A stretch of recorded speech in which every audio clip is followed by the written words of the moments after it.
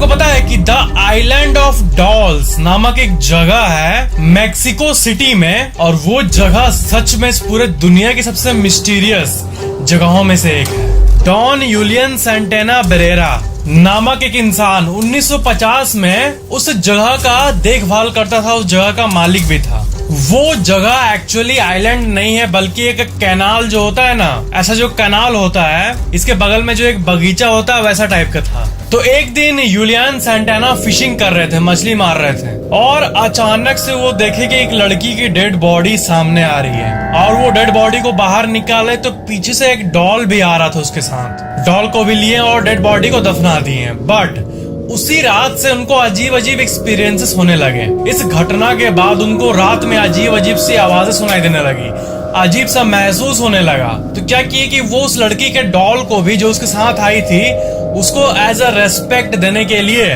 उसको पेड़ पे टांग दिए। बट ये करने के बाद और भी अजीब घटनाएं होने लगी। उसके आत्मा को शांति पहुंचने के बदले और अजीब अजीब चीजें होने लगी। और पता नहीं क्या एक मिस्टीरियस सा कुछ हुआ कि जो यूलियन थे वो जितने गैरेज और डस्टबिन और कहां से डॉल ले आके टांगने लगे, हर जगह पे पेड़ पे टांगने लगे, हर जगह पे टांगने लगे। और ये करने के बाद उस जगह को ऐसा एक हॉन्टिंग इफेक्ट मिला कि उनका गलत खराब एक्सपीरियंस और बढ़ने लगा। रात भर किसी लड़की की रोने की आवाज, चिल्लाने की आवाज उनको आने लगी। लोकल लोगों के हिसाब से जूलियन उनको ये कहते थे कि उस लड़की की आत्मा उनको कहती है कि आई वांट माय डॉल, इसलिए उसकी आत्मा को फीड करने के लिए ये डॉल चिपकाने लगे। बिल्कुल रियल घटना ही है। क्या है कि आप अभी उस आइलैंड पे जाओगे ना, तब आपको अभी इस टाइम भी हजारों डॉल लटके हुए दिखेंगे। तो वो जो कहानी है कि वो लोगों को बताए कि वो उसकी आत्मा डॉल मांग रही है टांगा हुआ। इसके बाद इस कहानी में सबसे बड़ा प्लॉट ट्विस्ट तब आता है जब यूलियन जो कि ओनर थे उनका ही बॉडी उस कैनाल में मिला। और पता है जिस जगह उस लड़की की बॉडी को उठाए थे वो एग्जैक्ट उसी जगह पे ओनर का भी बॉडी मरा हुआ मिला लोगों को। एक मिस्टीरियस सी मौत थी उनकी। अभी के समय में आपको वहाँ हजारों डॉल्स दिख जाएंगे, और जो आप अपने स्क्रीन पे अभी ये देख रहे हो पिक्स, ये वहाँ की रियल पिक्चर्स हैं। सो संभल के देखना।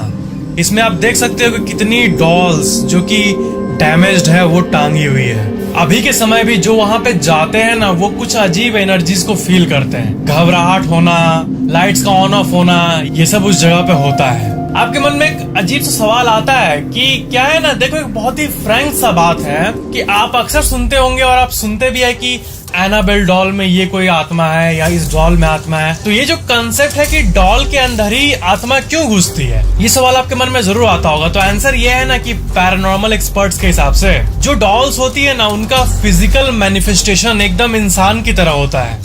चेहरा, हाथ, पैर, नाक। तो क्योंकि वो इंसान के शरीर से मेल खाता है, और क्योंकि नॉर्मल आत्माएं इंसान के ही शेप वाले बॉडी में होती है, इसलिए आत्माएं उसकी तरफ अट्रैक्ट होती है, डॉल्स के तरफ। इसलिए अक्सर हम लोग ये सुनते हैं कि आत्मा डॉल में घुस गई, क्योंकि वो आत्मा एक आत्मा बनने के पहले, एक सस्पेंडेड आत्मा बनने के पहले एक चेहरे, पैर, हाथ वाले चीज में ही अंदर थी ना। इसलिए वो बाहर निकलने के बाद भी वैसी चीज को खोजती है और उस चीज को हॉन्टेड या श्रापित बना देती है। So that was the logic according to paranormal investigators. और यही वजह है कि आप इतने सारे कहानियों को सुनते हो कि डॉल्स के अंदर आत्माएं आ गई, कोई एंटिटी पोजेस कर लिया वगैरह। सो that was the info. Video को लाइक शेयर कमेंट जरूर करना, और चैनल को सब्सक्राइब करके बेल आइकन जरूर ऑन कर लेना।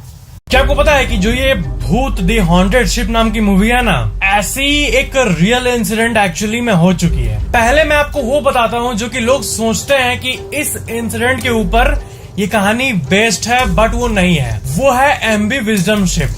क्या हुआ था कि साल 2011 में मुंबई के जुहू बीच पे अचानक से एक शिप आया एमवी विजडम नाम का, और उसमें कोई भी नहीं था। लोग चौंक गए, वहां पे सबकी भीड़ लगने लगी और सब कुछ चौंक गया कि ये कैसे आया। बाद में अथॉरिटीज ने ये क्लियर किया कि ये जो है, इस शिप को कोलंबो से गुजरात ले जाया जा रहा था। उसका नॉर्मल रूट था हमेशा की तरह, बट जिससे कनेक्ट करके ले जाया जा रहा था वो कनेक्टर ही टूट गया था। इसलिए वो टूट के अचानक से जुहू बीच में आके एक मिस्टीरियस तरीके से रुक गया था। यही था इसका एक्सप्लेनेशन। एंड बाद में बहुत मुश्किल के बाद इसको वापस गुजरात ले जाया गया। ये थी साल 2011 की MB विजडम की कहानी। बट भूत मूवी में कंसेप्ट जो है वो MB विजडम का ही यूज किया गया है कि एक ऐसा शिप आता है, इसमें कोई नहीं है। 2011 के इंसिडेंट है और डायरेक्टर भी इसी से इंस्पायर हुआ था।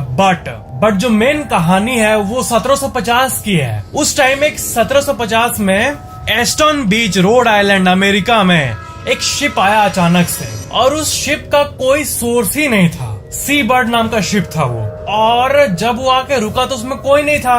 और जब कुछ ट्रेंड पीपल उसमें गए देखने के लिए कि क्या है, उसमें थोड़ा भी कहीं पे होता है नहीं कि तूफान आता है सब भाग जाते हैं, तहस नहस का रहता है, वैसा कुछ नहीं था। शिप के अंदर कोई अफरा तफरी, वायलेंस का साइन नहीं था, और कोई भी रॉबरी या फिर कोई भी उल्टी फुल्टी चीज का साइन नहीं था। मतलब सब कुछ नॉर्मल दिख रहा था शिप पे। और वो डे लाइट में ही पता नहीं उसके सारे लोग कहाँ गायब हो गए। वक्त के साथ साथ इसे रियल का हॉन्टेड शिप माना गया। वो शिप अचानक से बीच से एक दिन गायब भी हो गया था डे लाइट में, पता नहीं कहाँ चला गया था। और लोग 3 थ्योरीज बनाते हैं। पहली ये कि वो हॉन्टेड शिप थी और उसका कोई एक्सप्लेनेशन नहीं है। दूसरा ये कि वो तूफान में वापस बह गया होगा और कहीं बीच समुद्र में डूब गया होगा। और तीसरा ये कि हेनरी कॉलिंस नाम का एक वॉयेजर उसी शिप को लेके शिप का नया नाम दे दिया बीच बर्ड नाम का, और सी बर्ड से बीच बर्ड बना के उसी को बहुत दिन तक सेल किया। बट इन तीनों में से क्या सही है किसी को नहीं पता।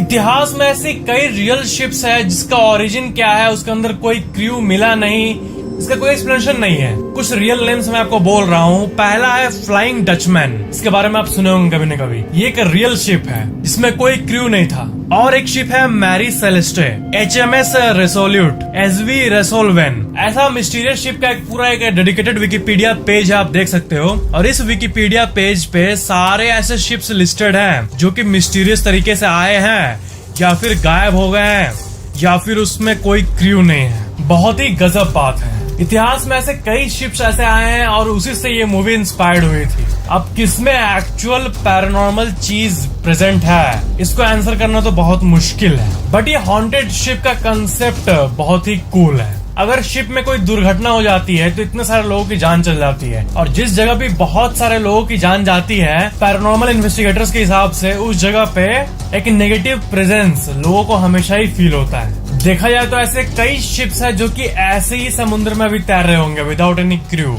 और कभी कभी यही शिप्स बीच पे आ जाते हैं, including sea bird, flying Dutchman और ये सब mysterious ship, except MB wisdom Juhu वाला, जिसका एक्सप्लेनेशन मौजूद है। वीडियो लाइक शेयर कमेंट जरूर करना और चैनल को सब्सक्राइब करके बेल आइकन जरूर ऑन कर लेना।